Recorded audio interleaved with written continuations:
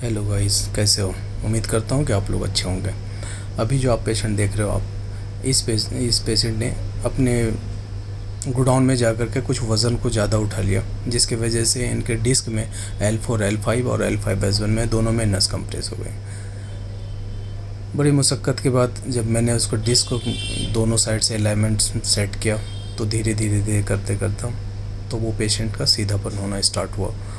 अब ये राइट लिब में भी तकलीफ़ आ रही थी, लेफ़्ट लिब में भी तकलीफ़ आ रही थी, और डोर्सल स्पाइन से लेके LS स्पाइन तक में पूरे में टिकता। आगे डोर्सल स्पाइन में जो नस कंप्रेस था, जिसके वजह से आपका कंटिन्यूस दर्द जो है सीधे होने में या सो के उठने में दिक्कत आ रही थी। जब मैंने ये प्रिक निकाला प्रॉपरली, वैसे डिस्क को दोनों तरफ से अलाइनमेंट को सेट किया, तो फिर पेशेंट का तकलीफ़ धीरे धीरे कम होती गई। मैंने पेशेंट को 3 दिन का थेरेपी बताया था, और अल्लाह का शुक्र है 3 दिन के अंदर जो है ये पेशेंट एकदम टिच हो गए।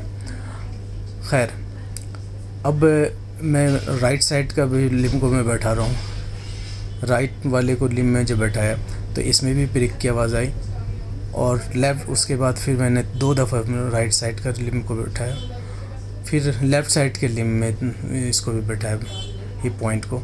तो हिप पॉइंट में भी इसमें भी प्रिक की आवाज़ आई, जिसके वजह से नॉर्मल भाषा में बोलते हैं चिक आ गया।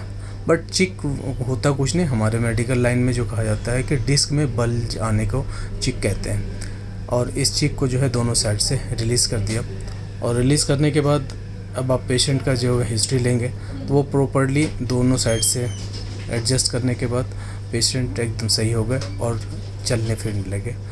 और 3 दिन का जो ट्रीटमेंट हमने इस पेशेंट को बताया है, 3 दिन का ट्रीटमेंट, और ये गर्दन में जो खिंचाव करके जो हम स्पाइनल कॉर्ड को एडजस्ट करते हैं, इससे ये होता है कि जो स्पाइनल कॉर्ड में थोड़ा सा टेढ़ा मेढ़ा या फिर कोई नस कंप्रेस होता है, इससे जो है क्या होता है कि आपका पूरा नस जो है एक दूसरे पे जो चढ़ी हुई होती है वो हट जाता है, और आपके डिस्क में जो प्रॉब्लम है वो प्रॉब्लम धीरे धीरे सही होने लगती है। हमने जब इसको सेट किया, सेट करने के बाद हमने पेशेंट को बोला बैठने के लिए। जब पेशेंट उठ के आराम से बैठे तो फिर हमने क्या किया, इसके सर्वाइकल रीजन में भी तकलीफ़ आने लगी। जब सर्वाइकल रीजन में तकलीफ़ आई तो मैंने दोनों हाथों को कैरोप्रैक्टिक के द्वारा एडजस्ट करके, फिर दोनों शोल्डर को भी मैंने एडजस्ट किया, और गर्दन के अलाइनमेंट को भी धीरे धीरे एडजस्ट किया। जब दोनों पॉइंट को जब एडजस्ट करने के बाद गर्दन वाले पॉइंट को जब एडजस्ट किया तो इसमें भी प्रिक की आवाज़ आई। फिर लेफ़्ट साइड में किया तो लेफ़्ट साइड में प्रिक की आवाज़ आई। फिर हमने क्या किया, शोल्डर रीजन को अब हमने धीरे धीरे शोल्डर रीजन को एडजस्ट करने की कोशिश की। शोल्डर रीजन को जब एडजस्ट किया तो एक शोल्डर में उनकी प्रॉब्लम थी, जो फ्रोज़न शोल्डर, शुगर वाले पेशेंट का कोई न कोई लिम्ब में